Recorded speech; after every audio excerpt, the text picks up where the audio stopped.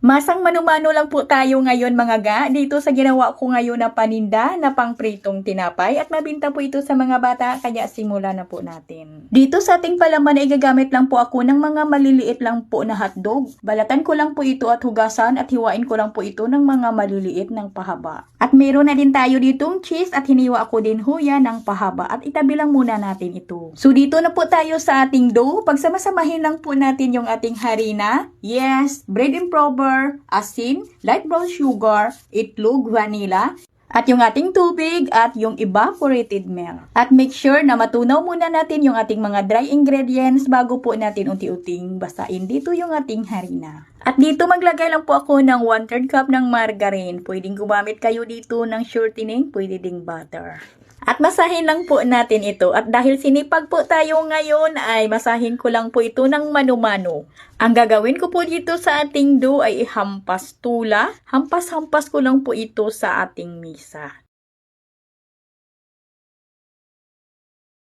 At sa loob ng 20 minutes mga ga, sa wakas ay napakinis ko din yung ating dough. Ay hindi madali pong magmasa ng mano-mano. Napakahirap po. Ay ayan, pinawisan tuloy tayo. At bago ko po ito putulin, ay i-rest ko muna ito ng mga 30 minutes lang.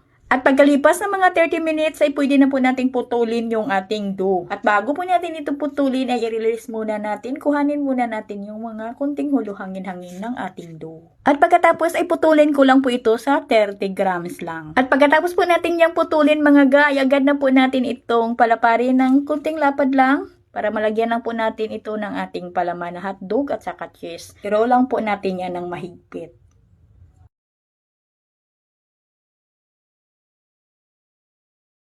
At pagkatapos nito mga guys, isalansan lang po natin ito at paasahin lang po natin yung ating dough bago po natin ito prituhin. At kailangan po yung ating plancha dito ay banyahan lang po natin ng shortening or di kaya margarine. At nang nag 70% na po yung alsa ng ating dough ay prituhin na po natin ito sa mainit na mantika. At kaya kailangan po ay hindi lang masyadong malakas yung apoy ng ating kalan dito para lutong-luto naman yung loob or maluto talaga yung hotdog sa loob at nang hindi din mangungulog. At dito sa ating coating ay gagamit na po ako dito ng mga toasted na tinapay at turugin ko lang po ito sa ating food processor.